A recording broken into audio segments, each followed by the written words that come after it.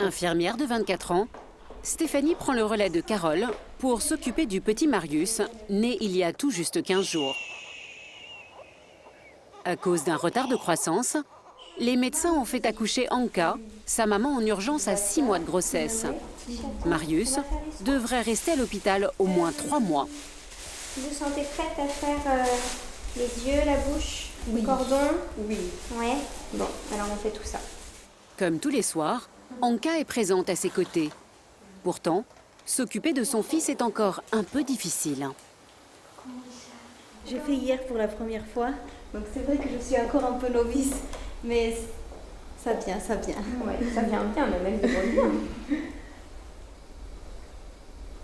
C'est vrai que déjà avec un bébé qui n'est pas prématuré, c'est pas toujours facile.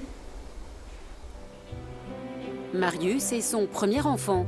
À sa naissance, il mesurait 34 cm et ne pesait que 735 grammes.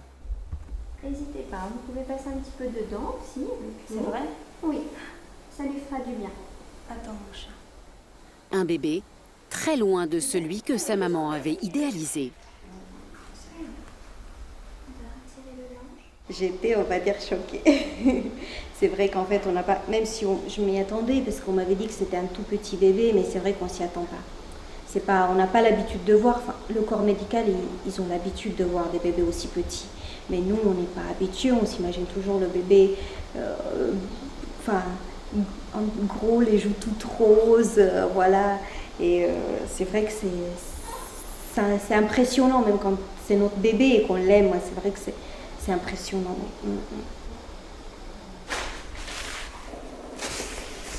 C'était bien ce câlin? Alors, On va se peser. La pesée, un soin quotidien essentiel pour tous les prématurés. Comme beaucoup, Marius a perdu 15% de son poids après sa naissance. Il doit impérativement remonter la pente. On ne visualise pas forcément ce qu'il mange au niveau de la quantité. On ne voit pas les petits pois partir et le petit steak et tout ça. Donc du coup, c'est la pesée qui nous dit s'il mange ou pas, s'il prend un peu de poids, parce que c'est un peu la lutte avec les kilos. Cette balance est devenue la hantise quotidienne de Anka, qui vit au rythme des grammes que prend son fils. ok, 855. Il faut que je déduise le poids de sa couche qu'il a sur lui. Aujourd'hui, Marius n'a grossi que de 15 grammes. Pour Anka, ce n'est pas suffisant. Ça y est, le lait. Je m'étais habituée aux 40 grammes. Il a pris 15.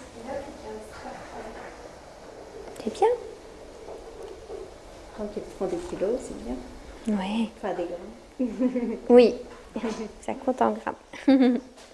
Incapable de boire un biberon ou de téter, Marius est uniquement nourri par sonde gastrique. Il a également besoin d'une assistance pour respirer. Et comme tous les bébés de moins d'1 kilo, il se refroidit particulièrement vite. C'est un tunnel en plexiglas et ça, c'est un sac plastique. Le but étant d'éviter les déperditions de chaleur. Ça permet au bébé d'avoir le plus chaud possible, en fait, tout simplement. Car Marius aurait dû rester encore 3 mois dans le ventre de sa maman. Du coup, il va devoir apprendre à respirer, se nourrir et réguler sa température tout seul. Et vous allez voir, ce n'est pas une mince affaire quand on pèse moins de 800 grammes et qu'on mesure tout juste 35 cm. Ce qui caractérise la santé des prématurés, c'est que rien n'est jamais gagné d'avance. À l'unité de réanimation néonatale, les parents de Marius viennent rendre visite à leur fils né très grand prématuré, à seulement 6 mois de grossesse. Coucou, ça va? C'est maman. C'est maman et papa. Le nourrisson a aujourd'hui 1 mois. Il y a quelques jours, il a subi une infection du système digestif. Les médecins ont dû lui donner des antibiotiques et lui mettre un masque à oxygène, retardant encore sa sortie du service. Oui, c'est vrai qu'on a eu un peu peur, mais bon, on espère que ça ira bien quand maintenant, qu'il n'y aura plus de surprises. Voilà, ou que des surprises positives. Que des bonnes surprises. Et voilà. Marius pèse désormais 1,250 kg, même pas la moitié du poids d'un bébé né à terme. Avec le temps, ses parents ont réussi à se familiariser avec toutes ces machines médicales sans lesquelles leur bébé ne pourrait pas survivre. Où t'entends papa? Où Bibinou il est là? Où t'es bien là? Où t'es bien? Les machines nous disent toujours quand il dort, notre bébé. Ça, c'est un double avantage. On sait quand il va bien. Il respire bien. Oui, la machine le dit. Mais alors que tout semble aller bien, une alarme retentit. Anka et Fabien s'inquiètent immédiatement. C'est quoi qui t'énerve? Oui, Marie. J'aime pas quand il monte en fréquence cardiaque. Ça me fait peur. Ouais, ou toutes les extrémités comme ça. C'est comme si on faisait un marathon et qu'on s'arrêtait plus de courir, même à l'arrêt. C'est... Marius est en pleine crise de tachycardie. Et pour un grand prématuré, c'est dangereux. Une infirmière arrive en urgence. Il s'énerve un peu, mais on va essayer. Allez, mon doudou. Marius. 212 pulsations par minute. Au repos, le cœur de Marius ne devrait pas dépasser les 160 pulsations. Tranquille. Tu te reposes. Ah, 213. Chien. Heureusement, au bout de quelques secondes, le rythme cardiaque finit par se calmer tout seul. Quand on est parent de prématuré, il faut apprendre à vivre dans ce stress permanent. Au fur et à mesure, en fait, on s'y habitue. Là, j'ai eu un petit peu de stress, mais moins que les premières fois, en fait. C'est vrai que... Ah oui, c'est sûr. Au fur et à mesure, bon, on se dit que c'est normal qu'il monte dans ces zones-là, en fait. C'est là où il doit se battre contre quelque chose, ou progresser et tout ça. Donc, la vie n'est pas forcément un long fleuve tranquille, donc il faut faire avec, comme on dit. Marius grandit dans un milieu hyper médicalisé. Pourtant, Anka et Fabien tentent d'être des parents comme les autres. Bien, on retourne à la maison. Oui. Chaque soin, chaque changement de couche leur permet de dédramatiser la situation. Alors, tac, les petits fils. Ma petite couche, elle est là. Ouh, il est là. Ouh là. Ah oui. Ah, j'ai bien fait de venir là. Ouh, ouh, ouh. Ah oui, là, tu m'as donné la totale. Ouais, c'est pour ça que tu me regardes. Hein. T'es content là. C'est pas beau aussi. Voilà, je t'embête pas. Tous ces petits riens du quotidien sont autant d'occasions de se réjouir, bien plus que n'importe quel autre parent. On a trop pris l'habitude de se dire qu'il n'est pas comme les autres bébés. Pourtant, des fois, il est comme les autres. Hein. Vous voyez, il fait bien caca, il réagit bien à tout ce qui est autour de lui. Mais non, il devient de plus en plus comme un bébé à terme. Si Anka et Fabien réussissent à supporter la situation, c'est qu'ils restent soudés. Mais ce n'est pas toujours le cas. Nombreux sont les couples qui ne résistent pas à ce genre d'épreuve. C'est important d'être à deux. Oui. Ouais, mais là, on va bientôt le laisser là, puisqu'il est... Il va faire dodo. Il est minuit 40. Voilà. Un peu. Oui, c'est un peu addictif. Plus je passe du temps avec lui, plus j'ai envie de passer ainsi de suite. Comme chaque soir, les parents de Marius sont obligés de rentrer chez eux. Confiant le destin de leur fils à l'équipe de réanimation. On peut tout enlever. J'ai les clés. Au revoir mon bébé. Anka et Fabien n'auront pas la chance de repartir avec leur fils avant au moins 1 mois. De longues semaines de combat attendent encore ce petit bonhomme. À 600 km de là, une autre famille espère beaucoup des progrès de son enfant.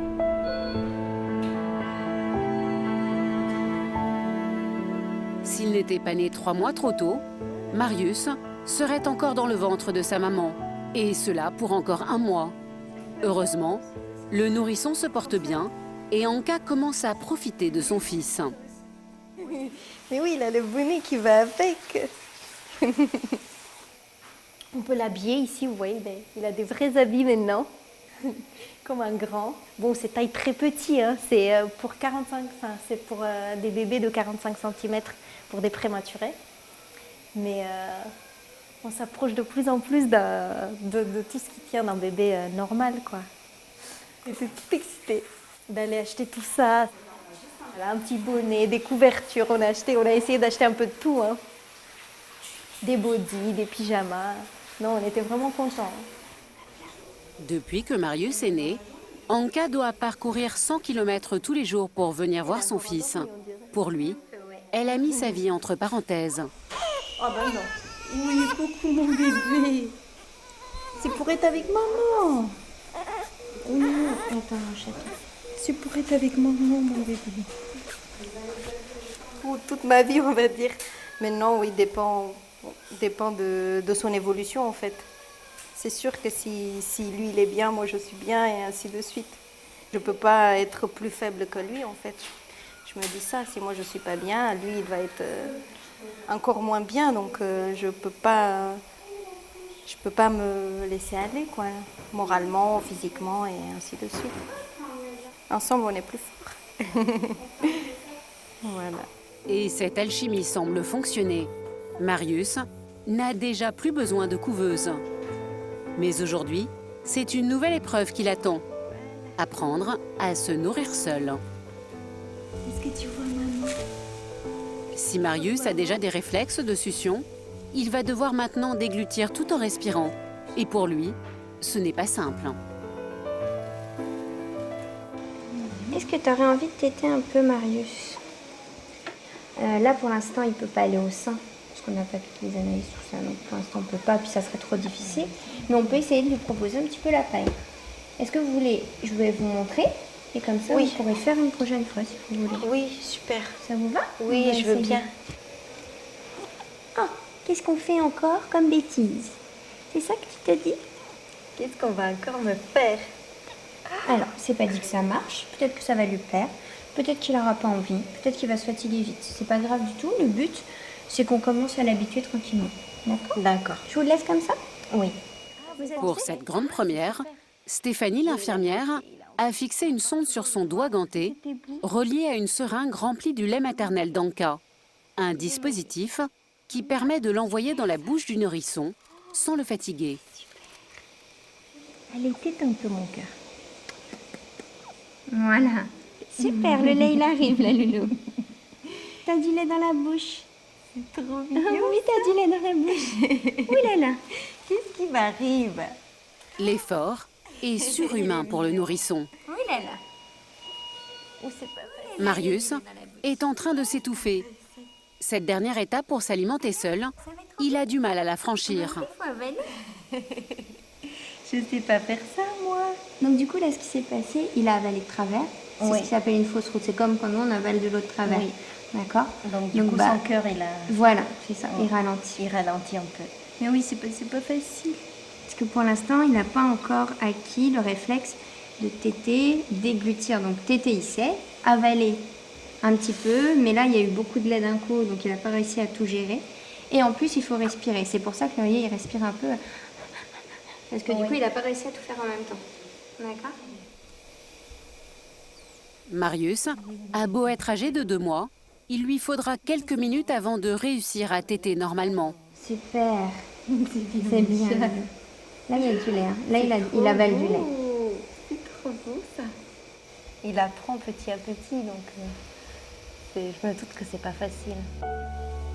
Si Anka semble aussi heureuse, c'est que son fils vient de faire un pas de plus vers l'autonomie et surtout de se rapprocher de sa sortie de l'hôpital. Tout à fait, il ne peut pas rentrer chez lui s'il ne sait pas manger tout seul. Donc du coup, c'est vrai que c'est une grosse étape pour lui que d'apprendre à manger. En plus, Marius, c'est un bébé qui va aller au sein. Donc du coup, voilà, c'est aussi un apprentissage qui n'est pas facile. Parce que le sein, c'est tout ce qu'il y a de meilleur pour l'enfant. Mais c'est vrai que ça coule moins facilement qu'au biberon. Donc ça suppose que le bébé se muscle bien au niveau des joues, tout ça. Donc c'est vrai que c'est super important de les faire téter dès que possible. Dès qu'ils en sont capables, en tout cas. Alors, ça te plaît, ça? Il a tété 4 millilitres. C'est bien. Le nourrisson n'est pourtant pas au bout de ses peines. Né à 735 grammes, il pèse un peu plus d'1,5 kg. Il ne quittera pas le service de réanimation avant d'avoir pris au moins 500 grammes de plus. Mais cela n'inquiète pas Anka. Il y a de moins en moins de machines, Les machines sont sont de moins en moins, donc ça veut dire qu'il est stable au niveau respiratoire et cardiaque. Et ça veut dire qu'on est sur le bon chemin pour aller à la maison.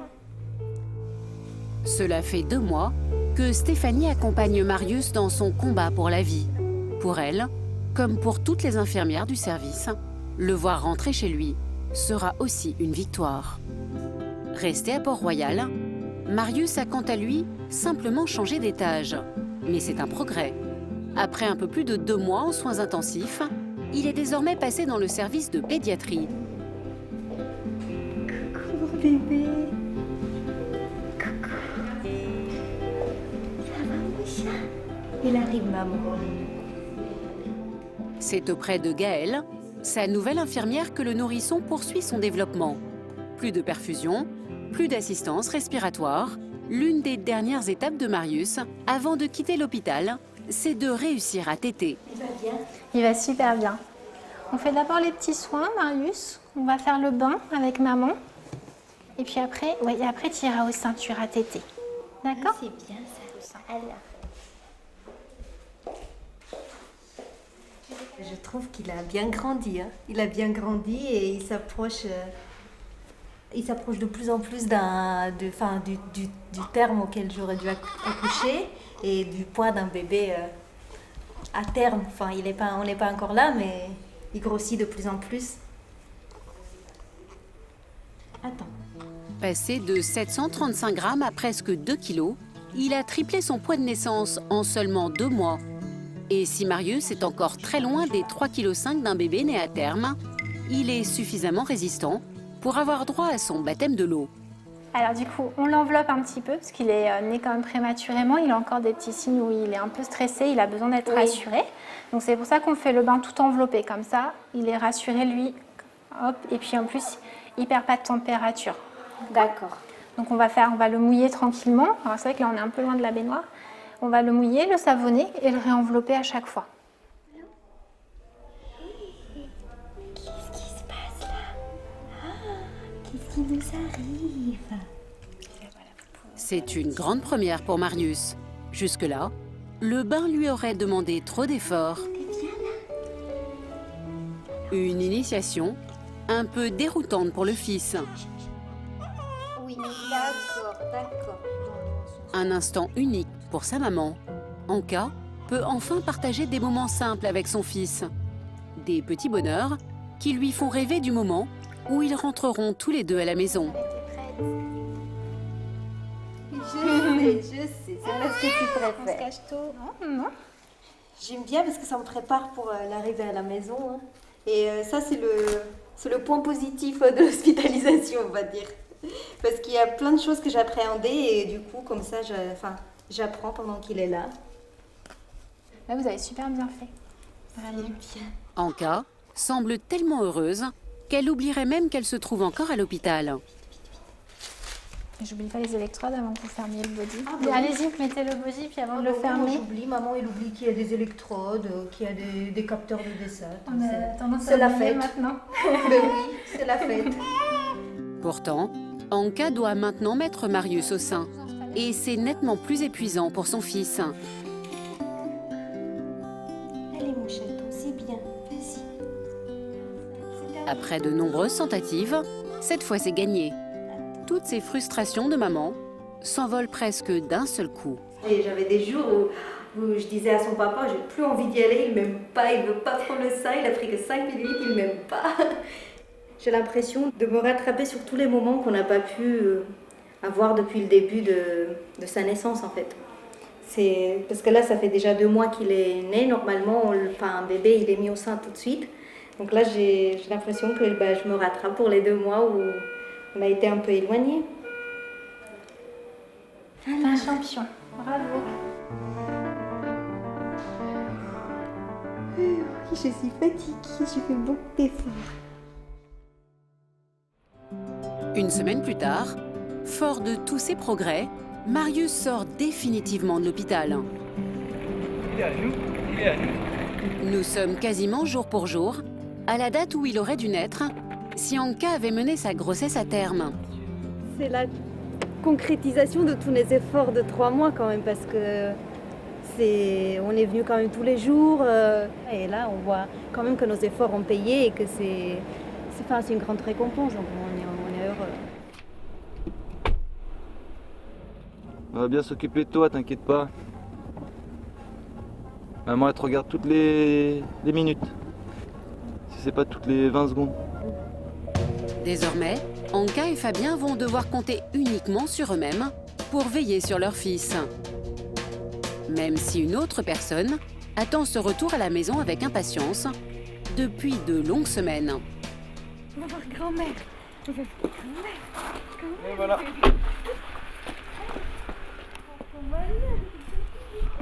Oh, j'ai dit que je pleurais pas. Oh, moi aussi, La grand-mère de Marius a suivi le long périple médical de son petit-fils au jour le jour. Alors tenir aujourd'hui Marius entre ses bras, après ce qu'il a traversé, elle n'en revient pas. Les rapports sont pas les mêmes quand on a une naissance plus ou moins normale, mais là c'est un cas très très particulier quoi. On n'arrive pas à imaginer, on n'arrive pas.